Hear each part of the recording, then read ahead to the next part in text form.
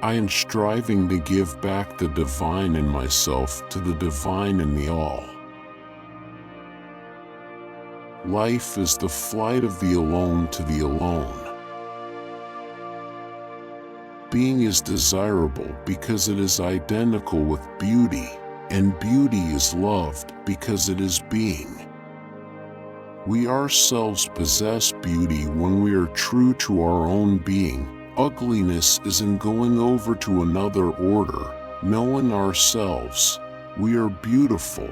In self-ignorance, we are ugly. Withdraw into yourself and look. And if you do not find yourself beautiful yet, act as does the creator of a statue that is to be made beautiful. He cuts away here, he smooths there, he makes this line lighter, this other purer, until a lovely face has grown upon his work. So do you also.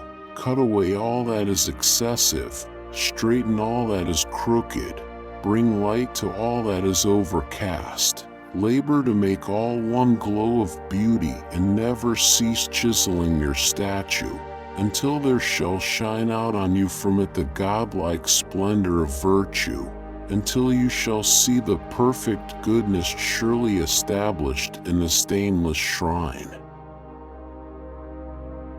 Withdraw into yourself and look. The stars are like letters that inscribe themselves at every moment in the sky. Everything in the world is full of signs. All events are coordinated. All things depend on each other. Everything breathes together. When we look outside of that on which we depend, we ignore our unity. Looking outward, we see many faces. Look inward, and all is one head. If a man could but be turned about, he would see at once God and himself and the all. It is in virtue of unity that beings are beings. The world is knowable, harmonious, and good. The soul in its nature loves God and longs to be at one with Him in the noble love of a daughter for a noble father. But coming to human birth and lured by the courtships of this sphere, she takes up with another love, a mortal, leaves her father and falls. The purification of the soul is simply to allow it to be alone. It is pure when it keeps no company. We must close our eyes and invoke a new manner of seeing, a wakefulness that is the birthright of us all, though few put it to use. Wherever it lies, under earth or over earth, the body will always rot. Self-knowledge reveals to the soul that its natural motion is not, if uninterrupted, in a straight line, but circular, as around some inner object, about a center, the point to which it owes its origin. We are not separated from spirit, we are in it. Before we had our becoming here, we existed there, men other than now, we were pure souls. Intelligence inbound with the entire of reality, not fenced off, integral to that all. Then it was as if one voice sounded. One word was uttered, and from every side an ear attended and received, and there was an effective hearing. Now we are become a dual thing, no longer that which we were at first, dormant, and in a sense no longer present. To make the existence and coherent structure of this universe depend upon automatic activity and upon chance is against all good sense.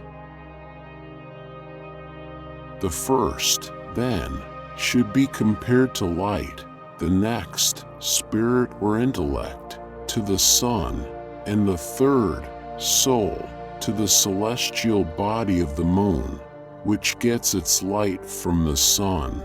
V6-4. Those who believe that the world of being is governed by luck or chance and that it depends upon material causes are far removed from the divine and from the notion of the One. Bad men rule by the feebleness of the ruled, and this is just. The triumph of weaklings would not be just.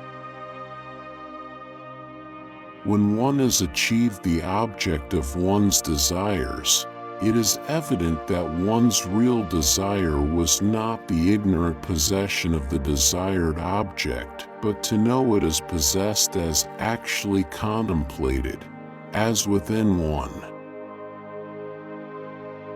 He who has not even a knowledge of common things is a brute among men. He who has an accurate knowledge of human concerns alone is a man among brutes. But he who knows all that can be known by intellectual energy is a god among men. This all is universal power, of infinite extent and infinite in potency, a God so great that all his parts are infinite. Name any place, and he is already there.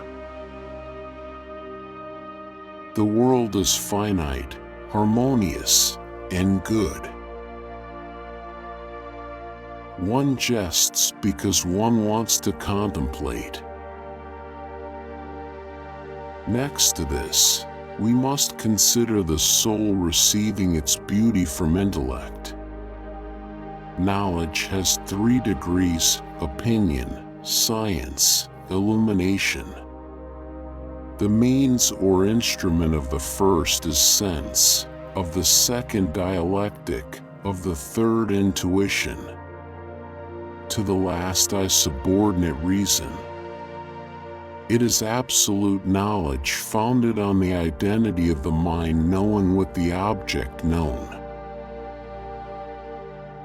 The proof of the mightiest power is to be able to use the ignoble nobly, and given formlessness, to make it the material of unknown forms. Thus, with the good we have the bad. We have the opposed movements of a dancer guided by one artistic plan. We recognize in his steps the good as against the bad, and see that in the opposition lies the merit of the design.